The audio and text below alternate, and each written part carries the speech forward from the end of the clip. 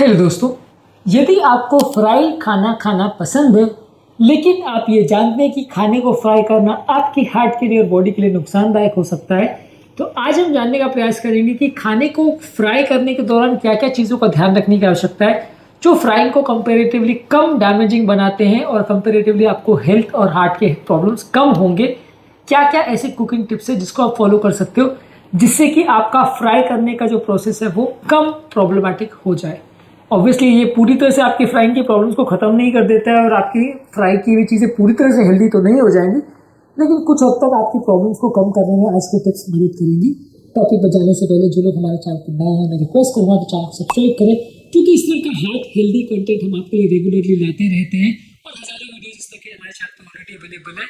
हमारे कंटेंट को यदि आप यूजफुल पाते हैं तो इसे फ्रेंड्स फैमिली के साथ शेयर भी करिए, क्योंकि किसी की जिंदगी को बचाने और बदलने में उपयोगी हो सकता है। टॉपिक के दौरान कुछ इंटरेस्टिंग साइंटिफिक फैक्ट्स, कुछ प्रैक्टिकल यूटिलिटी की बातें, कुछ साइंटिफिक स्टडीज आपको बताऊंगा जो आपको ज्ञान भी देंगे और हैरान भी करेंगे। टॉपिक के दौरान आपको कुछ ऐसी हमारी एक्सपीरियंस की बातें और हमारा फाइनल वर्डिक्ट भी बताऊंगा, इसलिए बने रहे हमारे साथ एंड तक। चलिए शुरू करते हैं हमारे साथ हेल्थ के सेकंड। क्या आपके परिवार में कोई ऐसा व्यक्ति है जिसको हार्ट की प्रॉब्लम है लेकिन उसको तला हुआ खाना खाना पसंद है? कमेंट सेक्शन में लिख के हमें बताएं। यदि आप राइट ऑयल चूज करते हो जिसका स्मोक पॉइंट अच्छा है, जैसे refined olive oil, rice bran oil, avocado oil या घी, ये कंपेरेटिवली फ्राइंग के दौरान कम साइड इफेक्ट्स प्रोड्यूस करते हैं, इसमें कम टॉक्सिक कंपाउंड्स बनते हैं। जो ऑयल का स्मोक पॉइंट कम है वो कम टेम्परेचर पे भी जल्दी ऑक्सीडाइज हो जाते हैं, जिसकी वजह से उनमें टॉक्सिक कंपाउंड्स बनते हैं और वो ज़्यादा नुकसानदायक करते हैं। तो राइट ऑयल का चूज करना काफ़ी ज़रूरी है, जिससे कि आपको प्रॉब्लम्स होने का चांस थोड़ा कम हो जाएगा। जर्नल ऑफ फूड साइंस और टेक्नोलॉजी में 2019 में एक आर्टिकल में बताया गया था कि जो ऑयल्स का स्मोक पॉइंट हाई है वो 50 to 70% कम ऑक्सीडाइज लिपिड बनाते हैं एज कम्पेयर टू वो ऑयल जिनका स्मोक पॉइंट थोड़ा कम है। हमारे पास रिसेंटली एक पेशेंट आए थे जिनको लिपिड प्रोफाइल की प्रॉब्लम थी और उनको फ्राइड खाना खाना बहुत ज़्यादा पसंद था। हमने उनको ऑयल चेंज करने की सलाह दी और उनको घी पर स्विच करने को बोला, ऑलिव ऑयल पर स्विच करने को बोला, जिसके बाद उनकी कोलेस्ट्रॉल लेवल्स में सिग्निफिकेंट फायदा देखने को मिला। तो बेसिकली हाई स्मोक पॉइंट वाले ऑयल्स जो है वो कंपेरेटिवली आपको थोड़ा सा ऑक्सीडाइज कंपाउंड बॉडी में कम रखते हैं, बॉडी का इन्फ्लेमेशन को कम करते हैं। इसके अलावा सेम ऑयल को रीयूज नहीं करना है। रीयूज ऑयल के क्या प्रॉब्लम्स होते हैं, कितने केमिकल्स इसमें बनते हैं, उस पर ऑलरेडी में डिटेल वीडियोस किए, लेकिन आप अभी के लिए इतना समझ लीजिए कि रीयूज करे हुआ ऑयल यानी एक ऑयल जिसमें आप बार बार खाने को गर्म करते हैं और वो ऑयल को बार बार प्रयोग करते हैं, उसमें ऑक्सीडेटिव मार्कर्स और एल्डिहाइड्स बहुत बन जाते हैं जो कि आपकी बॉडी में, हार्ट में, किडनी में सब जगह नुकसान करते हैं। तो ये ऑयल्स आपको बिल्कुल अवॉइड करने हैं। और कोई भी तरह का ऑयल अगर आप घर पे भी यूज़ कर रहे हो तो भी उसको रीयूज मत करिए, एक यूज़ करके ज़्यादातर ऑयल को डिस्कार्ड कर दे तो अच्छा है। मैक्सिमम एक या दो यूज़ से ज़्यादा ऑयल को रीयूज या रीहीट नहीं करना चाहिए। 2018 में आर्टिकल में बताया गया था कि ये ऑक्सीडेटिव मार्कर्स को 35% तक बढ़ा सकता है। इसके अलावा जब आप खाने को बना रहे हैं या गर्म कर रहे हैं तो बहुत हाई टेम्परेचर का प्रयोग मत करिए। बहुत हाई टेम्परेचर पर जब आप खाने को हीट करते हैं तो वो टॉक्सिक कंपाउंड जैसे एक्राइलामाइड और एल्डिहाइड ज़्यादा बनाता है जो कि रक्तनलियों को डैमेज करता है। जर्नल ऑफ एग्रीकल्चर और फूड केमिस्ट्री में 2017 में एक आर्टिकल में बताया गया था कि जब आप आलू को 180 डिग्री सेंटीग्रेड से ज़्यादा गर्म करते हैं तो उसमें एक्रेलामाइड ज़्यादा बनता है जो कि नलियों के इन्फ्लेमेशन और सूजन को बढ़ाता है। इस मामले में आपको कुछ मसाले जो कि बॉडी के ऑक्सीडेटिव स्ट्रेस को कम करते हैं, जैसे हल्दी यानी टर्मरिक, रोजमेरी और लहसुन या अदरक, ये सारी चीज़ों को आप डाल सकते हैं जो कि जो ऑक्सीडेटिव कंपाउंड्स बॉडी में बनते हैं उनके इफेक्ट को कम करते हैं। तो ये एंटीऑक्सीडेंट वाली स्पाइसेस डालने से आपका लिपिड ऑक्सीडेशन रिलेटेड प्रॉब्लम्स कम करने में लगभग 40% तक मदद मिल सकती है। रिसेंटली हमारे पास एक शेफ आए थे जिनके ब्लड लिपिड पैरामीटर्स में प्रॉब्लम थी। हमने उनको सलाह दी कि ऑक्सीडेटिव स्ट्रेस को कम करने वाले जो मसाले हैं जैसे कि हल्दी है और लहसुन है, ये खाने में ज़्यादा प्रयोग करें। इससे उनके लिपिड पैरामीटर्स में सिग्निफिकेंट फायदा देखने को मिला, क्योंकि ये ओवरऑल जो है खाना बनाने वाले और खाना खाने वाले दोनों की हेल्थ को अफेक्ट करता है। उसके जो फ्यूम्स आते हैं वो कुक करने वाले लोग को भी हेल्थ को अफेक्ट करते हैं। इसके अलावा आप अगर फ्राइड मील्स के साथ फ्रेश वेजिटेबल्स का अगर प्रयोग करते हैं तो वो कंपेरेटिवली इसमें मौजूद फाइबर्स और एंटीऑक्सीडेंट जो है आपके बॉडी के ऑक्सीडेटिव स्ट्रेस को कम करते हैं और कोलेस्ट्रॉल के एब्जॉर्प्शन को कम करते हैं। इस मामले में एक 2018 में एक आर्टिकल पब्लिश हुआ था जहाँ पर बताया गया था कि यदि आप सब्जियों को अगर ज़्यादा खाते हैं तो वो एलडीएल कोलेस्ट्रॉल के एब्जॉर्प्शन को 20% तक कम कर सकते हैं।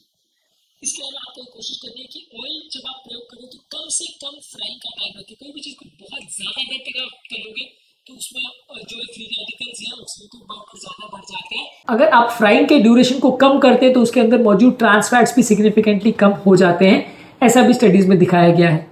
इसके अलावा आप कुछ ऑयल्स को मिक्स भी कर सकते हो जो कि आपकी हेल्थ के लिए सूटेबल ज़्यादा रहते हैं, जैसे कि ऑलिव ऑयल और कैनोला ऑयल को यदि आप मिक्स करते हैं और उसके साथ अगर आप फ्राई करते हो तो कंपेरेटिवली प्रॉब्लम्स थोड़े कम होते हैं, यानी ऑक्सीडेटिव मार्कर्स थोड़े कम बढ़ते हैं। तो अलग अलग ऑयल के कॉम्बिनेशन जो कि ज़्यादा सूटेबल है, आप इनका भी यूज़ कर सकते हैं। फ्राई किए हुए फूड प्रोडक्ट्स यदि फ्रोज किए गए हैं यानी फ्रीज किए गए हैं, उनको प्रयोग मत करिए कि उसमें प्रिजर्वेटिव्स और ऑक्सीडाइज फैट्स ज़्यादा रहते हैं, तो वो ज़्यादा नुकसान करते हैं। तो मार्केट में अवेलेबल अगर तले हुए प्रोडक्ट्स अगर फ्रीज करके रखे जाते हैं तो उनका प्रयोग मत करिए। इसके अलावा जो खाद्य पदार्थों में आप खाने बना रहे हैं वो क्वालिटी उनकी अच्छी होनी चाहिए। स्टेनलेस स्टील के बर्तनों में खाना बनाएंगे तो उसमें खाना चिपकेगा कम और ऑयल का डिग्रेडेशन कम होगा एज कम्पेयर टू वो बर्तनों में जो ऑलरेडी खराब हो चुके हैं, जिसमें खरोचे आ रखे हैं, स्क्रैचेस आ रखे हैं।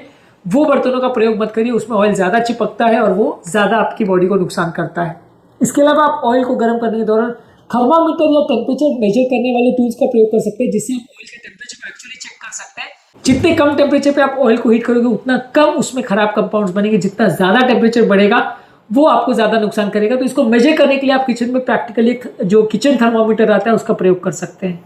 इसके अलावा कुछ मील प्रोडक्ट्स जो बिना फ्राई किए आप खा सकते हो, उसको माइक्रोवेव करके या शैलो फ्राइंग करके, एयर फ्राइंग करके वैसे भी आप प्रयोग करिए। तो ओवरऑल ऑयल का कंजम्पशन भी यदि आप कम करते हैं तो उससे भी आपको फायदा मिलेगा।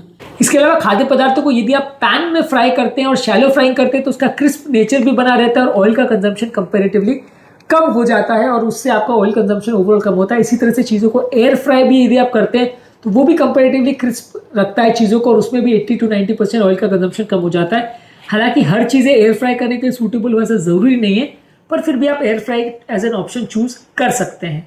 इसके अलावा यदि आप कुछ खाद्य पदार्थों को यदि बेसन के साथ या राइस के आटे के साथ अगर कोट करते हैं, इंस्टेड ऑफ डेंस बैटर यानी मोटे मोटे बैटर के बदले, मैदे के बैटर के बदले यदि आप उसमें बेसन का या चावल के आटे का प्रयोग करते हैं कुकिंग करने के लिए, तो वो कंपैरेटिवली ज़्यादा कुकिंग फास्ट करवाता है और ऑयली पेनिट्रेशन जो है उसमें खाने में थोड़ा कम होता है।